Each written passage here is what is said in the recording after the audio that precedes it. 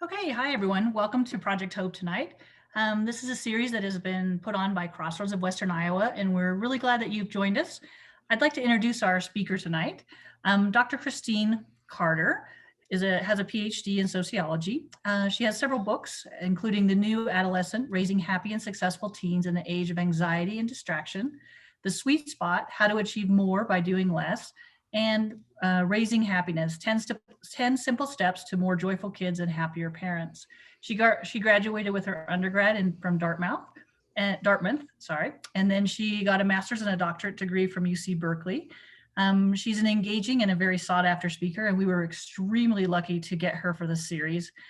She's kind of one of our pinnacle speakers that we were able to get. She's also does a column and has had appeared on the Oprah Winfrey Show, Dr. Oz, the Today Show, Rachel Ray, the Daily Show with Jon Stewart, CBS Sunday Morning, ABC World News with Diane Sawyer, and has been quoted in the New York Times and all kinds of different things. So I hope I'm setting the stage well for you to really be excited for tonight, because we have a phenomenal speaker with Dr. Carter, and she's going to help us with some of those things we struggle with in the pandemic. And we're super, super thankful and happy to have her here. So we appreciate you accepting our invitation to speak. And with that, Dr. Carter, I will turn the time over to you. Great. Thank you so much. Thank you, Amy, for that introduction. I am really happy to be here. And thank you to Maggie for everything that she's done to get us all set up here. I'd like to invite all of you who are here with us today to relax and use this time for yourself, to take a moment to turn off alerts and windows. I kind of want to issue each of you a permission slip to not do anything else, to just not feel like you have to multitask or check something off your to-do list. It's a big deal that you're here and that you've carved off this time for yourself. So congratulations that you've made this time for yourself. And I hope that you use it as a moment to relax.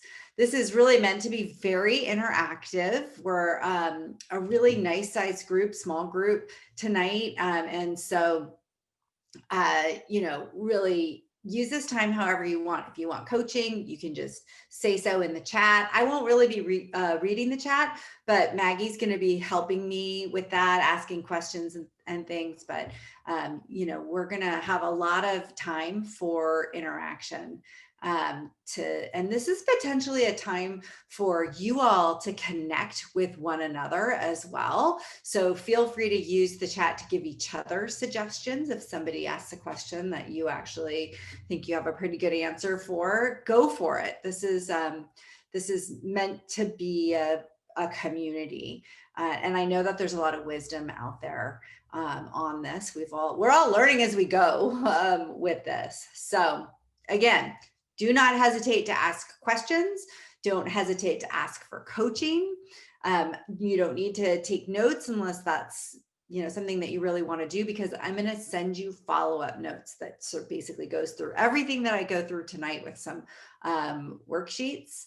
And again, whether you're here watching this live or you're watching a recording, congratulations. It's not a small thing to carve out some time for yourself.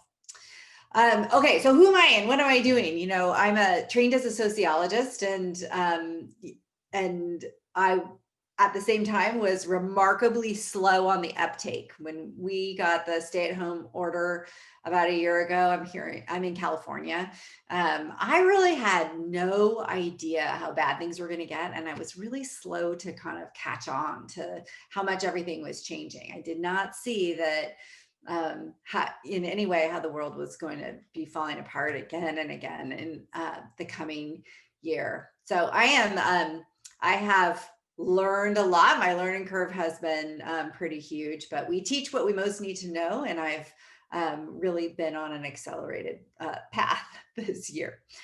So I'm talking to you tonight from my home office, which is a new home office. I'm working from a very full house. I've got 4 teenagers, or as they would say, young adults. They like to be referred to. 2 of them actually are well, I've got 2 high schoolers and 2 college students, and you know, even though we've been really careful with social distancing and masks and everything, COVID has gone through our house as well. So I bring to this talk great empathy for the chaos that we've all been living through, and also really pretty profound gratitude that I'm I'm here alive talking to you. So you know, even though I know all of you are really smart, accomplished, webinar watching workers, finding peace has become a pretty difficult thing for all of us. Living with so much uncertainty is very hard for us human beings. We humans, our human brain craves information about the future.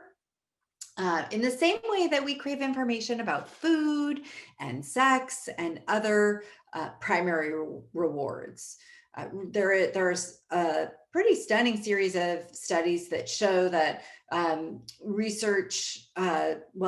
show that job uncertainty, for example, when we just look at different types of uncertainty. So job uncertainty tends to take a more significant toll on our health and make us much more stressed out than actual unemployment, than losing our job. And similarly, when we think about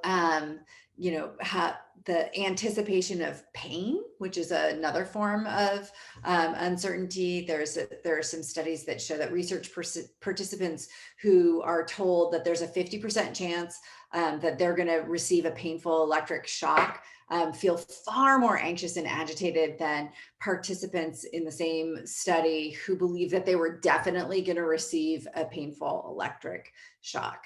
And this is because, uncertainty is hard for us because our brains perceive ambiguity as a very real threat.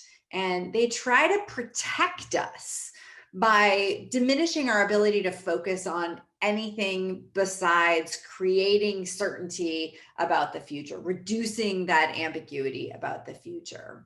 But the more I've learned about this, I've come to realize that sometimes, perhaps always, it's more effective not to try and create certainty, even though that's what our brain naturally wants us to do.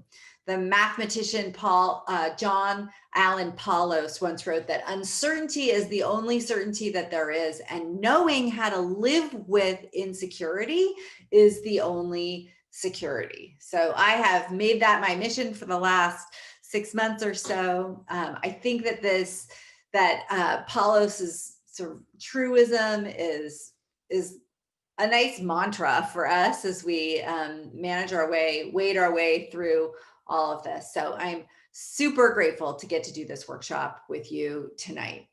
I'm going to do my best to give you 3 really concrete and practical strategies for finding peace during these really difficult times. And again, my hope is that we're going to make this pretty interactive, because I know a lot of you already have a lot of wisdom about how to surf in uncertain waters. Okay, so I'd like to just take the temperature on everyone right now. And so Maggie, can we put up the first poll? And okay, so tell me how you're feeling here tonight. How have you been feeling? Have you been feeling worry, anxiety, or fear? Have you been feeling frustration, irritability, anger? What about grief, sadness, or despair? Guilt, remorse, or regret? How about numbness, hopelessness, or feeling resigned? Feeling overwhelmed, depleted, exhausted? Have you been having disagreements or misunderstandings, or maybe increased conflicts in your household? Or trouble concentrating? Or is there something else that you've been feeling? Now, you might notice that these things are all challenging emotions, right? So if there's something that you've been feeling that's positive or just something else in general, go ahead and put that in the chat. We'd love to see what those might be as well.